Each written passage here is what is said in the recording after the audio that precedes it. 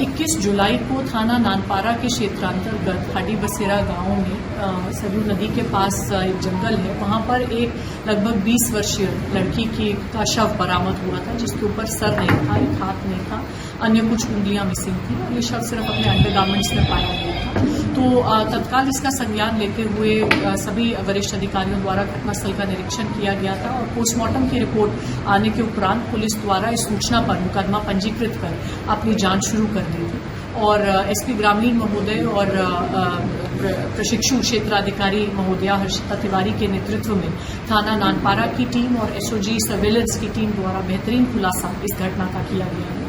और जो बात विवेचना में स्पष्ट हुई है वो ये है कि ये लड़की मुस्लिम समुदाय की थी और इनका एक प्रेम संबंध एक हिंदू समुदाय के लड़के के साथ चल रहा था। दोनों परिवारों में इस बात को लेकर तनाव था और दोनों को इस संबंध समाप्त करने के लिए हिदायत दी गई थी।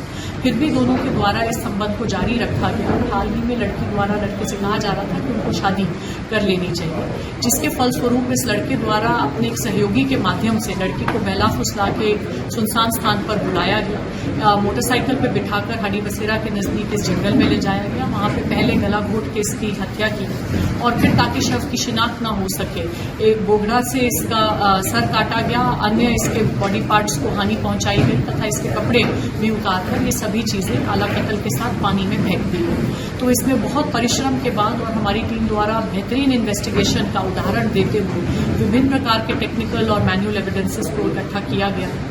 ये भी उल्लेखनीय है कि अभियुक्त द्वारा जो फोन नंबर्स यूज किए गए थे घटना कारित करने के लिए, जो वहां की टावर आईडी में आ रहे थे, वो भी घटना करने के बाद बंद करके पानी में ही फेंक दिए गए।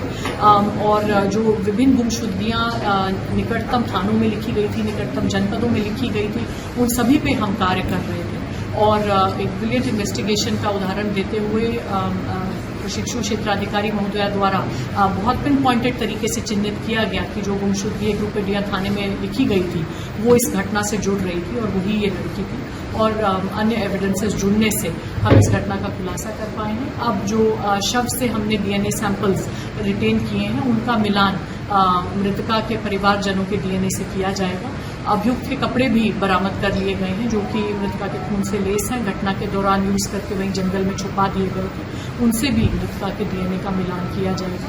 और माननीय न्यायालय से हम अनुरोध करेंगे कि इस दुर्दांत घटना के लिए दोनों अभियुक्तों को अधिक से अधिक सजा फास्ट ट्रैक ट्रायल के माध्यम से मिले। शव कब मिला? उस शव के अंडरगारमेंट्स के अतिरिक्त सिर्फ एक ही चीज थी, काला धागा पैर में बंधा हुआ था। तो जो फोटोग्राफ्स हमारे पास लड़कियों की उपलब्ध थी, जो हम विभिन्न गुमशुदगियों की फोटोग्राफ्स को स्कैन कर रहे थे, तो उसमें जो हमारी सीओ हैं उनके द्वारा ये नोटिस किया गया कि एक लड़के के पैर में काला धागा बंधा हुआ है। तो उस गुमशुदगी में थोड़ी और विशेष रुचि ली गई और गहनता से पूछताछ की गई। तो वो शव कर लड़की कहाँ की रहने वाली है?